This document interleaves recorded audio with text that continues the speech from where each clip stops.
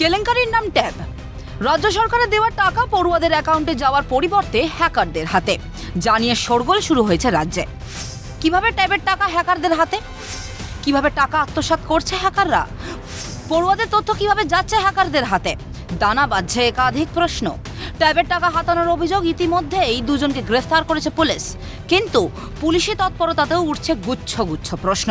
আর এখানেই প্রশ্ন উঠছে, ত্রিফলা কেলেঙ্কারি দিয়ে শুরু হওয়া তৃণমূল জামানার বৃত্ত কি ট্যাব কেলেঙ্কারি দিয়েই শেষ হবে?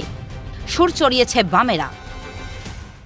তৃণমূলের সরকার দুর্নীতি বাদ দিয়ে এক পা চলতে পারবে না। ত্রিফলা কেলেঙ্কারি দিয়ে শুরু হয়েছিল, প্রতিমধ্যে সব চলতে চলতে ট্যাব, তারপরে এখন দেখতে পাচ্ছেন সিসিটিভি। সবই আমফানে যার ক্ষতি হয়নি তাকে যেমন টাকা দেওয়া হয়েছে, ট্যাব তেমনি যার পাওয়ার কথা নয় তার অ্যাকাউন্টে চলে গেছে টাকা, এমনকি ভিন রাজ্যে।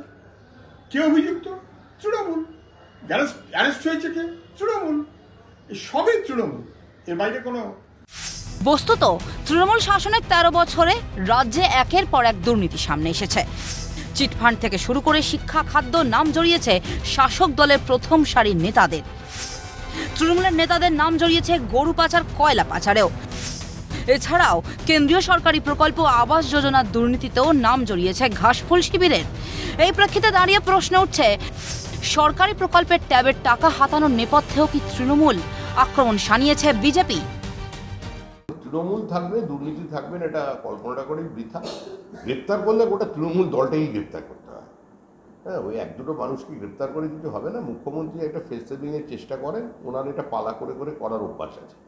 মাঝখানে বলেছিলেন কাটমানি ফেরত দাও, তারপরে বললেন দিদির রক্ষা কবচ, কেউ গ্রামে ঢুকতে পারলো না। আবাস যোজনার প্রবল বিক্ষোভকে কেউ সামাল দিতে পারছে না, ওই জন্য সেটাকে কাউন্টার করার জন্য নিয়ে আসা হয়েছে ট্যাব কেলেঙ্কারি। ট্যাবটা দেওয়া হয়েছিল এই কারণে যেন কেলেঙ্কারি হবে, কিছু লোক করে কমে খেতে পারে। পড়শি রাজ্য ঝাড়খণ্ডের জামতারা গ্যাংয়ের কায়দায় হ্যাকারদের ট্যাবের টাকা হাতানোর বিষয় সামনে এসেছে। ট্যাব কেলেঙ্কারির নেপথ্যে কি জামতারার হাত?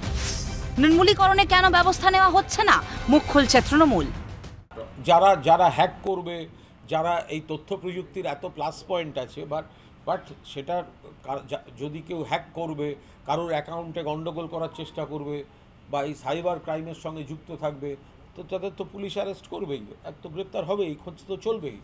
প্রশাসন বা পুলিশ ঠিক কাজ করছে। এই জামতারা গ্যাংয়ের মতো আমি কয়েকদিন ধরে এই জামতারা বলে যাচ্ছি এটার উদাহরণ দিতে।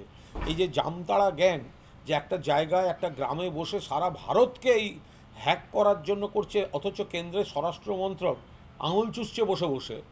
তো এই কাজগুলো যে নেটওয়ার্কে হচ্ছে, তো এখানে পুলিশও ব্যবস্থা নিয়েছে।